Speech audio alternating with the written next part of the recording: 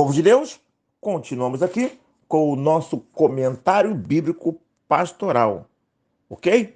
Respondeu Jó ao Senhor. Se nós fizermos uma análise aqui no hebraico, se fizer uma pesquisa, você vai entender que esse Senhor é o hebraico Iavé.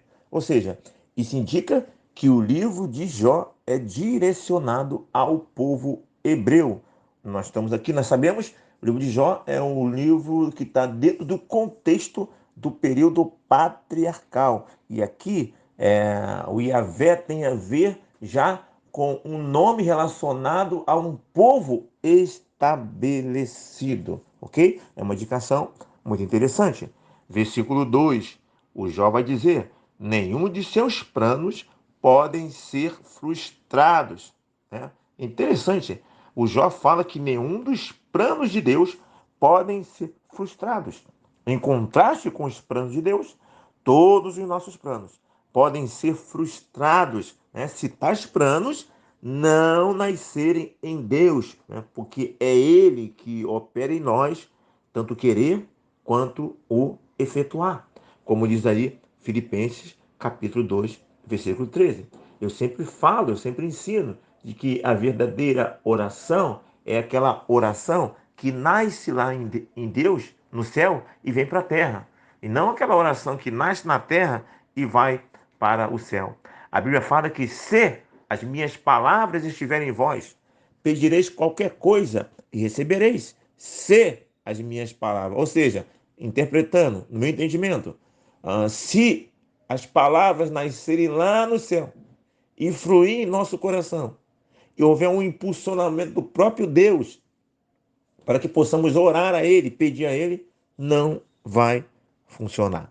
Nós devemos nos esforçarmos, sim, fazermos a nossa parte, andar em santidade, buscar a graça de Deus. Aí depois de muito esforço, depois de muito tentar, não vai alcançar a meta, mas Deus vai ver o nosso esforço e Ele poderá derramar a sua graça sobre nós, o seu favor imerecido, e aí então Ele vai fruir essa vontade dele, vai fluir a bênção dele em nossos corações e nós vamos passar a termos o desejo de pedir, de ter aquilo que ele mesmo cultivou em nós.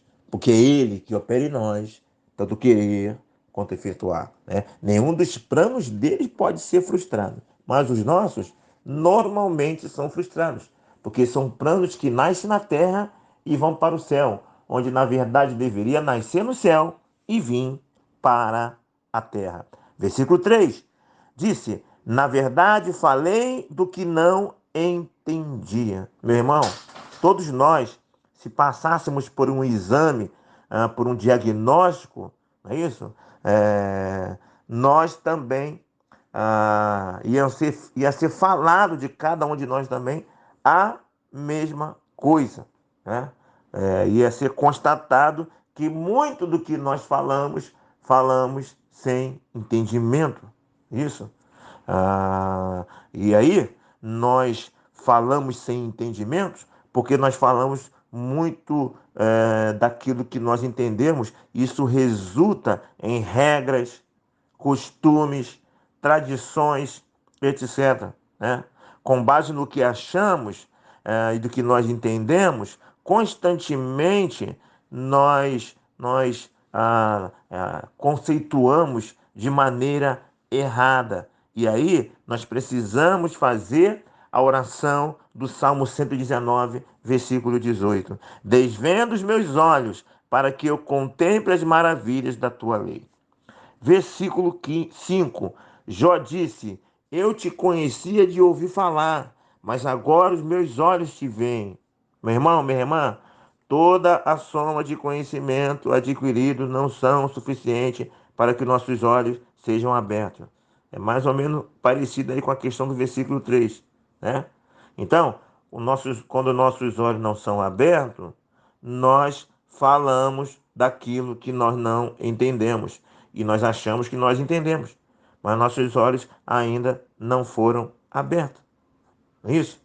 Então, o Jó fala assim: eu te conhecia de ouvir falar, mas agora os meus olhos te veem. Deus se manifestou a Ele. É isso? Toda, como foi falado anteriormente, toda a soma de conhecimento adquirido não são suficientes para que nossos olhos sejam abertos. Deus precisa se manifestar a nós. É isso? Necessitamos da manifestação de Deus abrindo os nossos olhos. Sim, Jó não viu Deus na sua essência. Quando ele fala que agora os meus olhos te veem, ele não está dizendo que viu Deus na sua essência. Ele contemplou uma teofania, uma manifestação parcial de Deus. Deus se manifestou a ele parcialmente. Assim como Deus se manifestou a Jó, naquele redemoinho, né? Deus também se manifestou a Adão. E não foi por meio de um redemoinho, foi por meio da sua voz. Deus conversava com Adão. Né? Deus procurou Adão quando ele pecou. Então, em Gênesis capítulo 3, você vê a teofania de Deus por meio da fala a Adão. Ok? Já a Abraão, Deus visitou Abraão com mais dois anjos. Três anjos visitaram Abraão. Entre esses três anjos, um deles era Deus manifestado parcialmente por meio de um anjo. Gênesis capítulo 18 fala sobre isso. Na experiência de Jacó, né, Deus se manifestou sozinho, sem a presença de outros anjos. Né? Lá em Gênesis capítulo 32, versículo 22 a 32, naquela experiência do Val de Jaboque. Não é isso? Ali onde Jacó teve aquela grande experiência com Deus. Meu irmão, minha irmã, a minha oração é que Deus se manifeste em nós também de maneira visível, né? Assim, uma maneira que nós possamos perceber, porque a Bíblia, a palavra de Deus fala que Deus se manifesta através da sua multiforme sabedoria, né? Eu já compartilhei com a igreja algumas vezes que eu tive uma ovelha que ela já compartilhou uma experiência interessante, onde ela viu a voz de Deus através de um pássaro, de um beija-flor. Ela viu a resposta de Deus naquele pássaro. Ela recebeu o bálsamo do Senhor simplesmente por ver a manifestação de um pássaro aonde ela estava na sua casa. A mesma irmã compartilhou que recebeu um bálsamo do Senhor com um versículo bíblico que ela viu escrito atrás de um carro que passava em uma estrada. Deus se manifestando. Deus se manifesta através de um louvor, de uma oração, de um abraço, da pregação. Ele se manifesta da maneira que ele quiser, na sua multiforme sabedoria. A grande verdade é que Deus se manifestou no passado e ele continua se manifestando hoje através dessa multiforme sabedoria. Nós precisamos buscar termos sensibilidade para percebermos as manifestações de Deus, buscar orar ao Senhor, desvenda, Senhor, os nossos olhos, para que possamos ver. Sim, queremos ver. Ok? Versículo 7. O texto vai dizer que Deus se revelou também a Elifas, né? E esse Elifas, o texto não fala, pelo fato de Deus ter se manifestado a ele, possivelmente ele era o mais velho entre aqueles três. Por isso, Deus se manifestou a ele. Isso é uma conjectura, ok?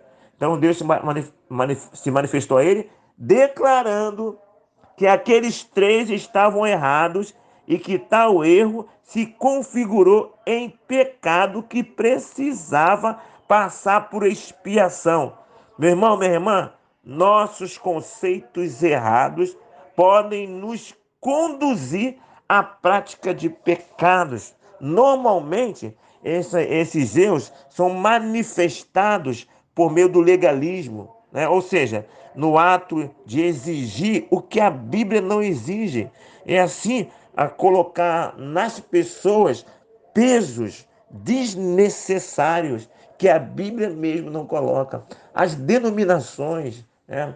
Todas as denominações, elas são mestres nisso. Não há uma que escapa. Sempre há um pouco do humano, de interpretações particulares, de costume, de tradição, que é imposto muitas vezes. E quando é um costume, que é uma tradição simples, tudo bem. Mas há alguns costumes, há algumas tradições que separam pessoas, que causam divisão, que causam dor, causam debate desnecessário. Tradições, costumes que somam, que, sabe, que acabam contribuindo com o bem-estar, com a comunhão, com a pregação do evangelho, tudo bem. Mas há tradições, há costumes que só servem para a discórdia, só servem para a separação, só servem para acrescentar dores, assim como aqueles amigos acrescentaram a Jó.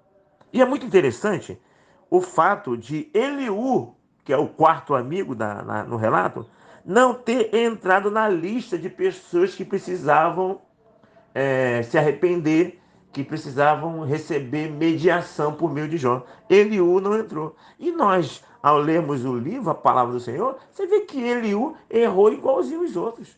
Eliú foi arrogante, Eliú acusou, Eliú foi insensível.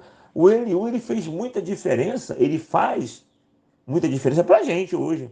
Porque Eliú, no seu discurso, ele traz informações muito interessantes para nós hoje, mas para a vida de Jó, ele não acrescentou nada, só acrescentou dores. E, curiosamente, ele não entra aqui na lista. Eu acho que essa é uma questão que não dá para compreender com as poucas informações que nós temos.